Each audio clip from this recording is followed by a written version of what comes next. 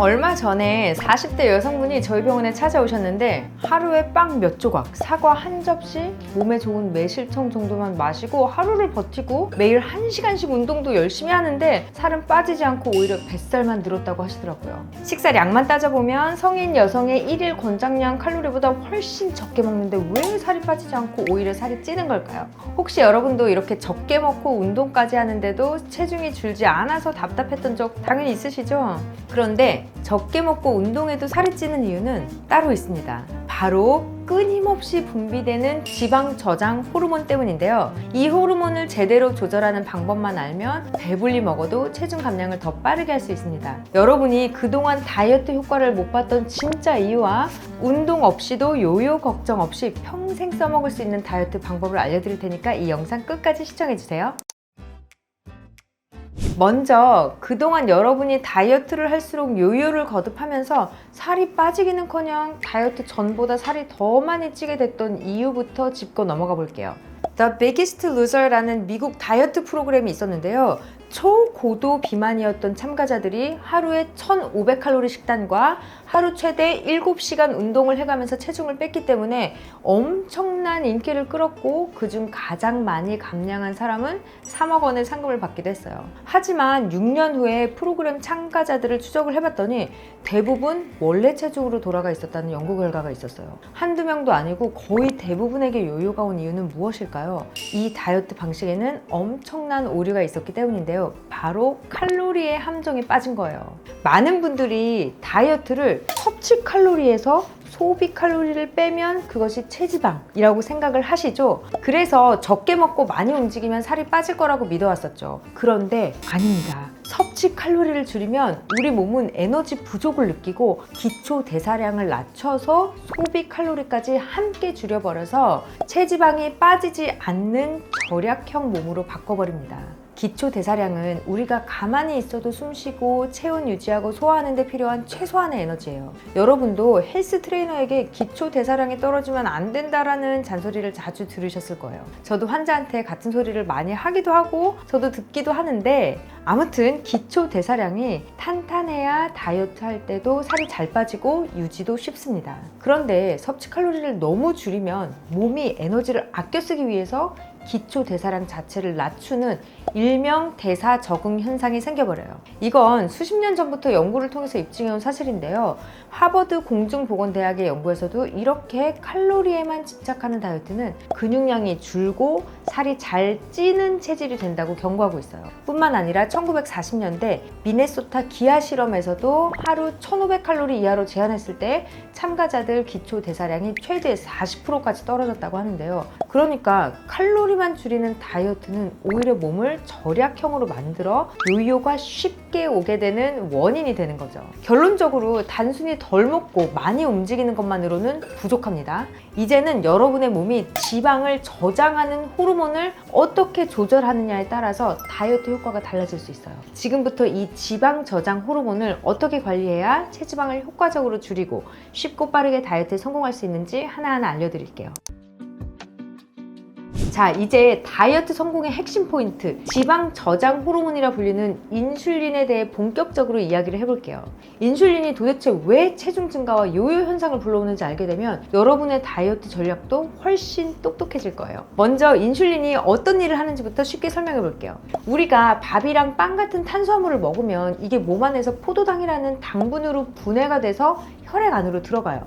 이게 식후 혈당이 오르는 이유인 건데요. 그럼 올라간 혈당은 어떻게 다시 내려가는 걸까요? 이때 인슐린이 췌장에서 나와서 혈액 속 포도당을 우리의 몸의 세포로 보내서 에너지원으로 쓰이게 하는 거예요. 즉 인슐린은 포도당이 세포 안으로 들어갈 수 있도록 세포의 문을 열어주는 열쇠 역할을 해주는 거죠. 그런데 문제는 우리 몸이 필요 이상으로 에너지를 섭취할 때 발생해요. 포도당이 넘치면 처음엔 간과 근육에 글리코겐이라는 형태로 저장이 되지만 이 저장 공간이 꽉 차면 남은 포도당은 지방으로 전환돼서 차곡차곡 쌓입니다. 쉽게 비유하자면 우리가 다 한 번에 먹지 먹지 못할 음식을 냉장고에 보관하는 것과 같아요. 냉장고가 꽉 차지 않으면 그 안에 차곡차곡 쌓아두고 배가 고프면 바로바로 꺼내 먹을 수가 있겠죠. 그런데 냉장고가 꽉 차서 더 이상 넣을 수가 없게 되면 어떻게 해야 될까요? 이런 경우 더 나중에 먹기 위해서 냉동실로 보관하는 것처럼 우리 몸도 저장할 공간이 부족하면 초과된 에너지를 냉동실 역할을 하는 지방세포에 보내서 저장하게 됩니다. 그래서 인슐린은 필요 이상의 에너지가 들어왔을 때 이를 지방으로 전환해서 저장하는 역할까지 맡고 있어요. 이처럼 인슐린이 지방 저장 호르몬이라 불리는 이유가 바로 여기에 있는 거죠. 그렇다면 왜 인슐린이 요요와 체중 증가를 부를까요? 어쩌면 여러분이 하고 계신 다이어트 식단, 즉 적게 먹는 습관이 사실은 이 지방 저장 호르몬이 더 많이 나오도록 부추기는 역효과를 내고 있는 중일지도 모릅니다. 처음 말씀드렸던 저희 병원에 오셨던 그 여성분은 다이어트를 한다면서 식사량을 줄였다고는 하셨지만 사실 하루 종일 조금씩 빵 몇 조각, 과일을 적은 양을 계속 드셨던 거죠. 본인은 양이 적어서 배가 고프셨겠지만 사실은 인슐린 입장에서는 계속 음식이 들어오니까 혈당을 조절하기 위해서 인슐린 분비가 계속 됐던 거예요. 이렇게 인슐린에 계속 노출이 되면 우리 몸은 점차 인슐린에 둔감해지면서 인슐린이 아무리 혈당을 세포로 넣으려고 해도 세포가 반응하지 않는 인슐린 저항성이라는 상태가 되는데요. 그렇게 되면 혈당이 계속 혈액에 남아있겠죠. 그럼 몸은 이를 조절하려고 더 많은 인슐린을 쏟아내고 이 인슐린은 남은 당을 지방으로 바꾸어서 쌓아두게 돼요. 인슐린 저항성 상태에서는 포도당이 세포에 잘 들어가지 못해서 남아돌게 되고 포도당들이 결국에 지방으로 쉽게 전환돼서 쌓이게 되는 거죠. 그 결과 아무리 식사량을 줄여도 체중이 잘 줄지 않는 체질로 바뀌게 되는 겁니다. 게다가 세포는 영양소를 공급받지 못하니까 뇌한테 야, 밥 좀 줘 라고 아우성을 치는 거예요. 그럼 뇌는 배고파 이렇게 인식을 하고 식욕을 잡고 자극을 하게 되는 호르몬을 보내게 돼요. 아무리 다이어트를 열심히 해도 쉽게 실패하고 요요가 오는 이유가 바로 여기에 있습니다. 인슐린 저항성을 개선해야 살이 덜 찌고 체지방이 줄어드는 다이어트를 할 수 있어요. 그런데 이미 다이어트와 요요를 수없이 많이 반복하면서 인슐린 저항성 상태인 사람들은 이대로 힘들게 다이어트를 하거나 쪘다 빠졌다 하는 고무줄 신세로 살아야 하는 걸까요? 아니죠. 지금부터 인슐린 저항성을 예방하는 방법, 그리고 이미 인슐린 저항성 상태라면 이걸 개선할 수 있는 방법을 알려드릴게요. 이대로만 하시면 운동과 요요 없이 빠르고 효과적으로 체중 감량에 성공하실 거예요. 지금부터 인슐린 저항성을 개선할 수 있는 방법 하나씩 알려드릴게요. 첫 번째, 인슐린 저항성을 개선하려면 공복 시간을 유지하는 것이 가장 중요해요. 음식을 안 먹으면 혈당이 오르지 않으니까 인슐린 분비가 필요가 없겠죠. 이렇게 공복 시간이 길어질수록 인슐린 수치가 점점 낮아지고 글루카곤이라는 수치가 올라가게 됩니다. 몸은 자연스럽게 저장된 글리코겐을 먼저 쓰고 그 다음에 부족한 에너지를 채우기 위해서 체지방을 연소하기 시작을 해요. 즉 이때부터 우리가 원하는 살이 빠지기 시작하는 거예요. 실제로 미국 시카고 대학 연구에서도 공복 시간이 길면 인슐린 민감성이 높아지고 몸이 에너지를 효율적으로 쓰는 상태로 변한다는 것을 확인했어요. 그러니까 인슐린 저항성을 개선하고 싶다면 하루에 최소한 12시간 이상은 공복을 유지해주세요. 자는 시간 포함이니까 12시간 사실 그렇게 어렵지 않아요. 저녁을 7시에 먹었다면 다음날 아침 7시까지만 안 먹으면 되는 거예요. 늦잠 자시는 분들은 얼마나 쉬어요. 보통 식후 12시간 후에 지방 대사가 시작이 되니까 하루에 12시간에서 16시간 이상 공복이 유지가 된다면 인슐린도 쉬고 체지방을 에너지로 태울 수 있게 됩니다. 정리하자면 공복이 길어질수록 우리 몸이 인슐린에 덜 노출되기 때문에 인슐린 저항성이 개선이 되고 몸은 지방을 잘 태우는 체질로 변하게 된다는 거죠. 인슐린 다이어트 키워드 두 번째, 인슐린 민감성 키우기입니다. 인슐린 저항성의 반대말이 바로 인슐린 민감성인데요. 인슐린 저항성을 낮추고 인슐린 민감성을 높이는 게 다이어트 성공의 핵심입니다. 이 인슐린 민감성을 높여주는 다이어트에 도움을 주는 영양소가 바로 단백질이에요. 단백질을 잘 챙겨 먹으면 몸의 근육량이 유지가 되면서 인슐린이 혈당을 더 효율적으로 조절할 수 있게 돼요. 그래서 자연스럽게 지방을 덜 쌓고 에너지를 더 잘 쓰는 체질로 바뀌게 되는 거죠. 또 단백질에 관한 흥미로운 이론이 하나 있는데요. 바로 단백질 지렛대 가설입니다. 이 가설에 따르면 단백질을 충분히 섭취하지 않으면 다른 음식으로 배를 채우려는 경향이 커진다고 해요. 그러니까 단백질이 부족하면 자연스럽게 탄수화물, 과자 같은 거 먹고 싶은 거예요. 치킨, 지방 이런 거 더 당기게 되는 거예요. 결과적으로 과식하게 돼서 체중 관리가 어려워지는 거죠. 그래서 적절한 단백질 섭취가 꼭 필요합니다. 게다가 단백질은 소화하고 흡수하는데 에너지를 많이 써서 기초 대사량을 높이는 데도 아주 유리해요. 이를 식이성 열 발생 효과라고 하는데, 단백질을 먹으면 칼로리가 자연스럽게 더 많이 소모가 되는 거죠. 또 단백질은 포만감이 오래가기 때문에 식욕 조절에도 도움이 됩니다. 그러니까 여러분의 다이어트 식단에 닭가슴살, 두부, 생선 같은 고단백 식품을 추가해보세요. 단백질은 인슐린 저항성 개선부터 체지방 관리까지 다이어트에 정말 큰 도움이 될 거예요. 인슐린 다이어트 키워드 세 번째, 에사비입니다. 애플 사이다 비니거, 일명 에사비라고 하잖아요. 혹시 드셔보셨나요? 에사비가 다이어트에 도움이 된다는 입소문이 나서 1, 2년 전부터인가 인기가 엄청 많았는데요. 유튜브에서 좋다고 하니까 따라 사놓고 너무 쉬워서 단맛 없어서 먹기 힘들다고 막 안 드시는 분들이 너무 많아요. 그런데 식사 전에 에사비를 한두 스푼만 물에 타서 마시면 진짜 마실만 하거든요. 혈당과 인슐린 관리에 정말 효과적이에요. 왜냐하면 혈당 스파이크를 막아줍니다. 에사비에 들어있는 초산 덕분에 음식이 소화되는 속도가 느려지거든요. 덕분에 탄수화물을 먹어도 혈당이 갑자기 확 오르지 않게 돼요. 연구에 따르면 에사비를 마신 그룹은 고탄수화물 식사 후에도 혈당이 34%, 이거 낮은 수치가 아니에요. 꽤 높은 수치예요. 34%나 낮게 유지됐다고 해요. 이렇게 혈당이 천천히 오르면 인슐린도 적당히 분비돼서 체내 지방이 덜 쌓이게 돼요. 또 다른 미국 애리조나 주립대 연구에서도 에사비가 당과 전분의 소화를 일부 차단해서 식후 혈당 상승을 막아준다고 하는데요.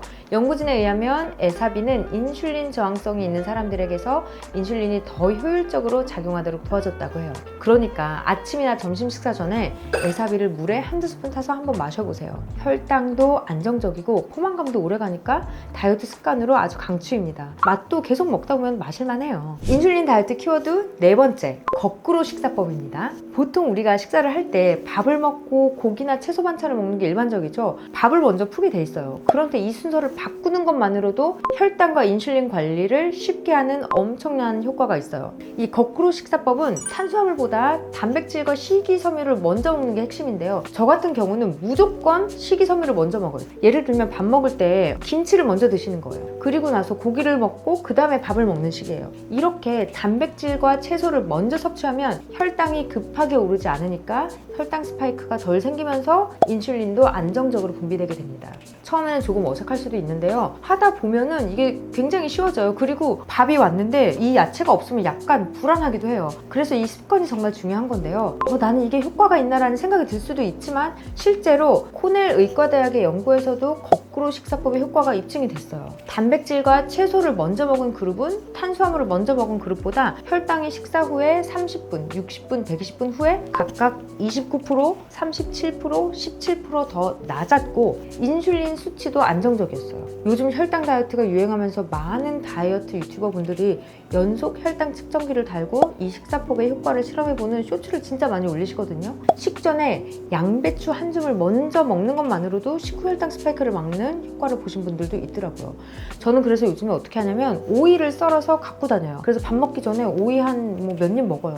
맛있잖아요. 식사 순서만 바꿔도 혈당 스파이크와 인슐린 조절에 큰 도움이 되는 건 물론이고 포만감도 오래가서 군것질 생각이 줄어드는 효과도 있어요. 인슐린 다이어트를 위해서 오늘부터 꼭 실천해보세요.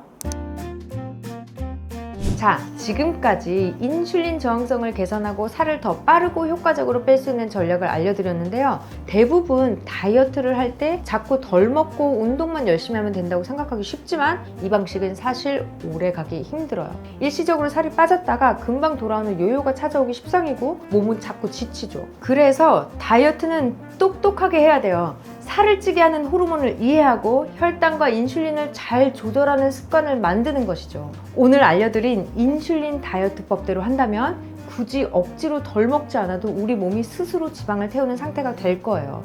저도 요즘에 진짜 많이 노력을 하고 있고 실제로 살 진짜 많이 빠지고 있어요. 자, 오늘 소개해드린 똑똑한 인슐린 다이어트 방법들 어떠셨나요? 결국 다이어트는 일시적인 체중 감량이 아닌 평생 지속할 수 있는 건강한 습관이 돼야 돼요. 요요 걱정 없이도 자연스럽게 몸이 원하는 상태를 유지를 하는 거죠. 무리하게 굶거나 운동하지 않아도 호르몬을 잘 관리하는 똑똑한 다이어트라면 평생 건강한 몸을 유지할 수 있습니다. 이 영상이 도움이 되셨다면 구독과 좋아요를 꼭 눌러주세요. 앞으로도 똑똑한 다이어트 정보로 찾아뵐게요.